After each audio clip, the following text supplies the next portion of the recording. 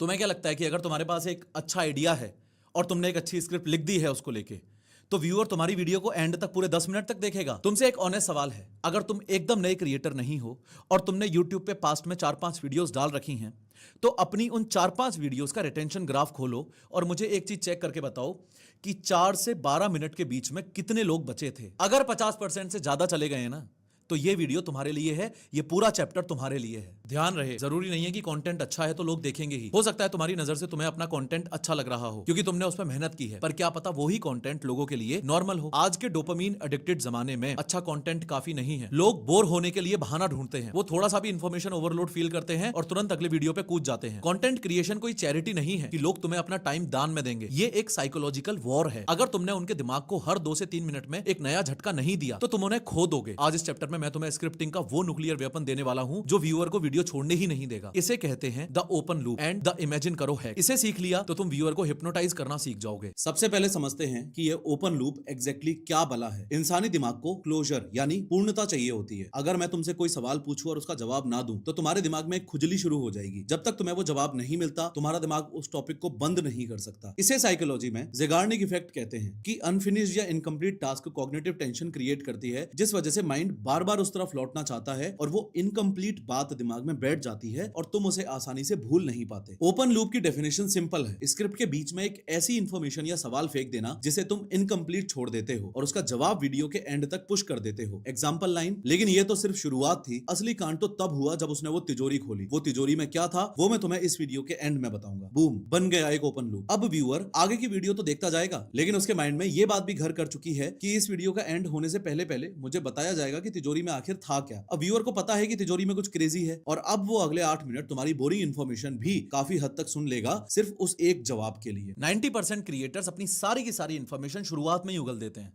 इसी रीजन से मिड तक आते आते उनकी वीडियो ऑलमोस्ट डेड हो जाती है। उनकी वीडियो में पॉइंट 1, पॉइंट 2, पॉइंट 3, पॉइंट 4 बस एकदम सिंपल एक्सप्लेनेशन चल रहा है। कोई टेंशन नहीं, कोई क्वेश्चन नहीं, कोई फॉरवर्ड पुल नहीं।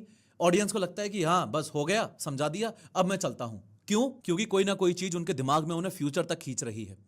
और ये जो ओपन लूप है ना, इसका काम है ऑडियंस को फ्यूचर तक टिका के रखना। ओपन लूप प्लांट करने के 5 तरीके हैं। पहला, फ्यूचर पे ऑफ टीज। ये कुछ ऐसा सुनाई देता है कि सबसे डेंजरस पार्ट अभी आगे आएगा। दूसरा, डिलेड एक्सप्लेनेशन। ये कुछ ऐसा सुनाई देता है कि ये क्यों होता है वो एंड में क्लियर होगा। तीसरा, नंबर्ड एस्केलेशन। ये कुछ ऐसा सुनाई देता है कि चैलेंज 3 में एक्चुअल ट्विस्ट है। चौथा, हिडन ट्रुथ फार्मिंग। ये कुछ ऐसा सुनाई देता है कि असली रीजन वो नहीं है जो तुम सोच रहे हो। पांचवा, कॉन्सिक्वेंस सस्पेंस। ये कुछ ऐसा सुनाई देता है कि इसका रिजल्ट जो निकला वो ही सबसे शॉकिंग था। ये पांचों एक ही काम करते हैं, आंसर को आगे पुश करते हैं और व्यूअर को उस लॉन्ग वीडियो पे ज्यादा से ज्यादा देर तक रोक के रखते हैं। पर क्या एक दूसरा जरूरी सवाल ये नहीं है कि ओपन लूप एग्जैक्टली कब प्लांट करना चाहिए? देखो, ओपन लूप प्लांट करना चाहिए स्टार्टिंग में ताकि ओपनिंग रिटेंशन इंप्रूव हो। ओपन लूप प्लांट करना चाहिए मिडल में ताकि mid video drop of control हो। ओपन लूप प्लांट करना चाहिए सेक्शन ट्रांजिशन पे ताकि नेक्स्ट सेगमेंट को पुल मिले। Most beginner creators open loop सिर्फ इंट्रो में यूज करते हैं, मास्टर्स उसे पूरी वीडियो में यूज करते हैं। पर क्या आप दूसरा जरूरी सवाल ये नहीं है कि ओपन लूप आपने प्लांट तो कर दिया, पर उसे रिजॉल्व कब करना है, उसे बंद कब करना है? ये एक इंपॉर्टेंट रूल है। ओपन लूप खोलना इजी है पर उसे क्लोज करना भी जरूरी है। अगर हर 2 मिनट में न्यू लूप खोल दिया और क्लोज कुछ नहीं किया तो ऑडियंस मैनिपुलेटेड फील करेगी। अच्छा लूप सिस्टम होता है, सबसे पहले एक मेजर लूप, बीच में मिनी लूप्स, पीरियोडिक क्लोजर और फाइनल स्ट्रॉन्ग पे ऑफ। व्यूअर को क्लोजर भी चाहिए, सिर्फ टीजिंग नहीं। अब दुनिया के सबसे बड़े यूट्यूबर की बात करते हैं। लोग सोचते हैं मिस्टर बीस्ट के पास बहुत पैसा है इसलिए व्यूज आते हैं, या फिर वो बहुत पैसा अपनी वीडियोस में लगाता और उड़ाता है इसलिए व्यूज आते हैं। गलत। उसके पास पैसा है क्योंकि उसके पास ये स्क्रिप्टिंग हैक है। मिस्टर बीस्ट को सिर्फ स्पेक्टिकल क्रिएटर समझना बिगिनर मिस्टेक है। उसका डीपर वेपन है फॉरवर्ड पुल। उसका कोर फॉर्मूला एकदम क्लियर है। बिगिनिंग में बताओ क्यों देखें, एंड में पे ऑफ दो, बीच में कोई डल मूवमेंट मत डालो। इससे लोग ज्यादा देर तक देखेंगे और वीडियो छोड़ के जाने के लिए कम से कम क्लिक्स करेंगे और अल्टीमेटली यही तो यूट्यूब चाहता है। मिस्टर बीस्ट की उस वायरल वीडियो का पोस्टमार्टम करते हैं जिसमें क्रिस्टियानो रोनाल्डो आया था। उसने वीडियो शुरू की, रोनाल्डो को टीजर में दिखाया, पर उसने तुरंत रोनाल्डो के साथ चैलेंज शुरू नहीं किया। उसने ओपन लूप्स की बारिश कर दी। लूप 1, वीडियो के स्टार्टिंग में ही बोल दिया कि आगे वीडियो में रोनाल्डो आने वाला है। लूप 2, रोनाल्डो किसी के साथ कॉम्पीट करेगा और वो मैच इंसेन होने वाला है। पूरी वीडियो में बीच बीच में मिस्टर बीस्ट बोलता है रोनाल्डो आगे आएगा पर पहले ये वीडियो देखो, कॉन्टेस्ट होना है, कौन जीतेगा, आगे और क्या चैलेंज आएगा, एस्केलेशन कहां तक जाएगी। व्यूअर बस करंट मूवमेंट नहीं देख रहा होता, वो अगला चैलेंज भी देखना चाहता है। फॉर्मूला क्या है? फॉर्मूला यह है कि मिस्टर बीस्ट हर 2 से 3 मिनट में अपने ऑडियंस के दिमाग में एक नया सवाल प्लांट करता रहता है और उसके आंसर को धीरे धीरे आगे पुश करता रहता है। वो व्यूअर को वीडियो के एंड से पहले कभी भी सेटिस्फाइड फील होने ही नहीं देता, क्योंकि अगर व्यूअर सेटिस्फाई हो गया ना तो वो वीडियो को छोड़ देगा। इसलिए वो तुम्हें हमेशा हंग्री रखता है।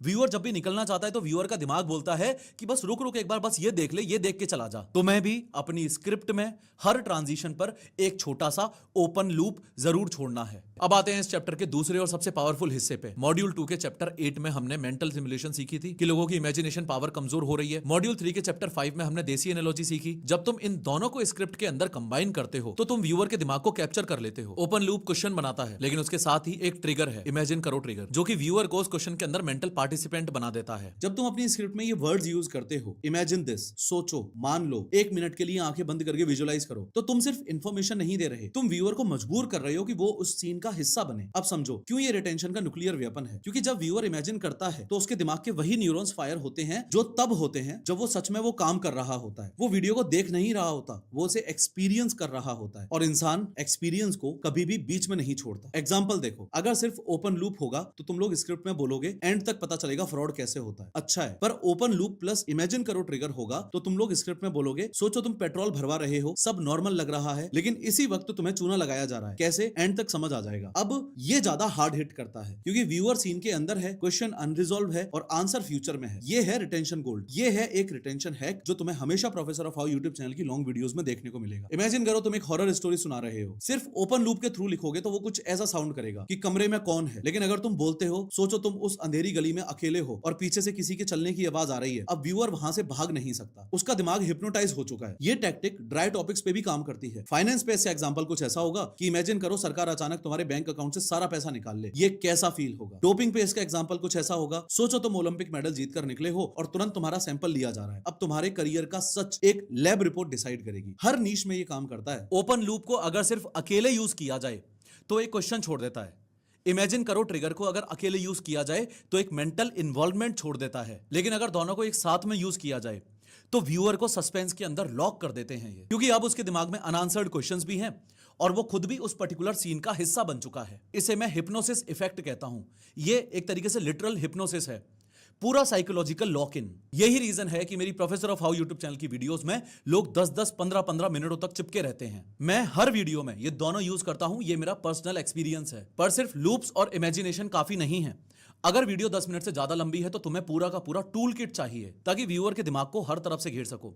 ये सब मिलकर पूरा एक रिटेंशन सिस्टम बनाते हैं। सबसे पहला टूल है पैटर्न इंटरप्ट्स। इंसान का दिमाग मोनोटोनी में बोर होने लगता है। इसे तोड़ने के लिए अचानक से टोन बदलो। अगर तुम सीरियस बात कर रहे हो तो अचानक एक सरप्राइज लाइन बोलो, लेकिन रुको, क्या ये सच है? बिल्कुल नहीं। यह स्क्रीन पे sudden zoom, sudden colour change या कोई अनएक्सपेक्टेड साउंड इफेक्ट, ये दिमाग को सिग्नल देता है, ओए जाग जा, कुछ नया हो रहा है। यूट्यूब रिटेंशन ग्राफ में डिप्स वही होते हैं जहां ऑडियंस इंटरेस्ट लूज करती है। पैटर्न इंटरप्ट का काम डिप आने से पहले झटका देना है। दूसरा टूल कॉल बैक्स। अपनी वीडियो के शुरुआत में कही गई किसी बात को बीच में या एंड में कनेक्ट करो। याद है मैंने शुरुआत में वो तिजोरी वाली बात कही थी, वही तिजोरी अब खुलने वाली है। ये व्यूअर को फील करवाता है कि वीडियो कोहेसिव और वेल प्लान्ड है, उसे लगता है वो सही जगह है। तीसरा टूल पेसिंग मैनेजमेंट। स्क्रिप्ट का फ्लो एक लीनियर रोड की तरह नहीं होना चाहिए, वो एक रोलर कोस्टर की तरह होना चाहिए। फास्ट पेसिंग जब शॉक, हुक्स या ट्रांजिशन दे रहे हो, छोटे sentences, fast delivery. Slow pacing जब इमोशनल स्टोरी या कॉम्प्लेक्स एनालॉजी समझा रहे हो। Deep voice, pauses, slow delivery. एक ही स्पीड पे चलने वाली वीडियो लोरी बन जाती है और व्यूअर सो जाता है। चौथा टूल मिनी रिवील्स। सारा क्लाइमेक्स एंड के लिए मत बचाओ, हर 2 से 3 मिनट में एक मिनी रिवील करो। पहला रेड फ्लैग ये है, सबसे बड़ा ट्विस्ट ये था, इस प्रोसेस का सबसे शॉकिंग पार्ट ये है। ये छोटे पे ऑफ्स व्यूअर को रिवॉर्ड देते रहते हैं। पांचवा टूल टोन शिफ्ट्स। अगर पूरी वीडियो सेम टोन में चल रही है बोरिंग लगेगी। इन्फॉर्मेटिव से ड्रामेटिक, फनी से सीरियस, काम से अर्जेंट, एक्सप्लेनेशन से चैलेंज, टोन बदलते रहो। छठा tool section transitions. Weak transition होती है, फॉर एग्जांपल अब अगला पॉइंट देखते हैं, ये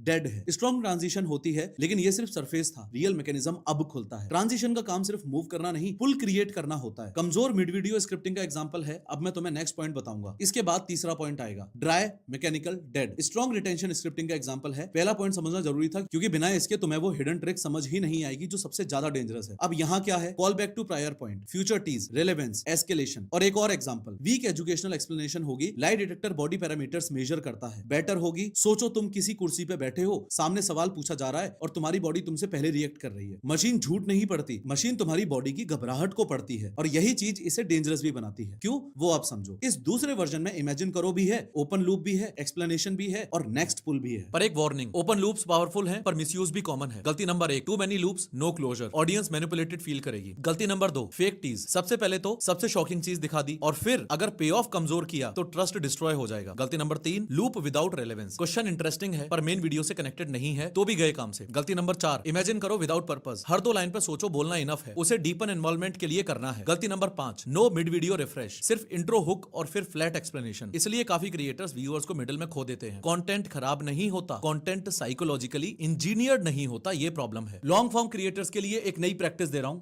हर 2-3 मिनट में कुछ ना कुछ साइकोलॉजिकल पुल डालो, वो साइकोलॉजिकल पुल जरूर आना चाहिए। ये हो सकता है ओपन लूप, मिनी रिवील या फिर पैटर्न इंटरप्ट या न्यू एनालॉजी या इमेजिन करो ट्रिगर या कोई कॉल बैक या फिर कोई एस्केलेशन। अगर 5 मिनट तक सिर्फ एक्सप्लेनेशन चल रहा है ना तो ऑडियंस ड्रॉप कर जाएगी। ये मेरा पर्सनल एक्सपीरियंस है। Professor of how YouTube channel की जितनी वीडियोस में मैंने ये पूरा रिटेंशन सिस्टम यूज किया है ना, उन सारी वीडियोस में रिटेंशन ग्राफ में फर्क साफ साफ दिखा है। अब तुम्हारा काम, अपनी अगली वीडियो की स्क्रिप्ट उठाओ या कोई पुरानी स्क्रिप्ट जो परफॉर्म नहीं कर पाई, उसमें 3 ओपन लूप्स प्लांट करो, वीडियो के स्टार्ट में, मिडल में और 75% मार्क पे। 2, इमेजिन करो ट्रिगर्स ढूंढो, वो कौन से ड्राई पॉइंट्स हैं जहां तुम व्यूअर को मेंटली सिमुलेट करवा सकते हो। हर दूसरे सेक्शन के बीच में एक मिनी रिवील या सरप्राइज लाइन डालो। तुम्हें लगेगा ये एक्स्ट्रा काम है पर तुम बार बार ये भूल जाते हो कि ब्रेन को इस तरह की इंजीनियरिंग की आदत लगाना ये वो अनफेयर एडवांटेज है जो तुम्हारे कॉम्पिटिटर क्रिएटर्स के पास नहीं है। इस चैप्टर का परमानेंट लॉ ये है कि सिर्फ अच्छा कंटेंट काफी नहीं है। अच्छा कंटेंट बिना रिटेंशन साइकोलॉजी के व्यूअर्स को मिडल में ही खो देता है। ओपन लूप अनआंसर्ड क्वेश्चन है